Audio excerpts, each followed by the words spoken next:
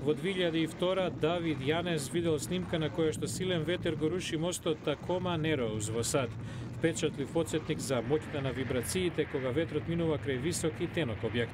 Така дошол на идејата за нов вид на генератор на енергија од ветрот. Првичната идеја беше да направиме генератор кој што секој би го посакал, што е можно поевтин, малку потребно за одржување, лесен за инсталирање. Јанес и пријателот Раул Мартин ја представили идејата во инженерска компанија, но таму им рекле дека тоа никогаш нема да успее. Потоа самите почнале да експериментираат и така бил создаден моделот Vortex. Во вид на јарбол, делот на врвот е подвижен и функционира како перка направен од ист материјал како и другите генератори. Кога осцилира, ја пренесува енергијата од ветрот до алтернатор кој што ја претвара во електрична енергија. Количината на произведена енергија била повеќе од очекуваното, вели Јанес.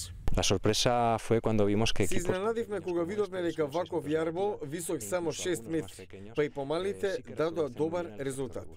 Генераторот Vortex дава 30% помалку енергија од класичната турбина на ветар со перки, но затоа е полесен и поедноставен за изградба и одржување. Направен е главно од зајакната пластика и има малку подвижни делови. Не создава бучава и, што можеби е најважно на еколозите, не е закана по птиците. Прототипот е прилагоден за брзини на ветрот од 1,5 до 7 метри во секунда. Јанес најавува дека наредниот чекор е генератор висок 12,5 метри со капацитет од 4 киловати, што значи дека би можел да напојува мали бизниси и домови.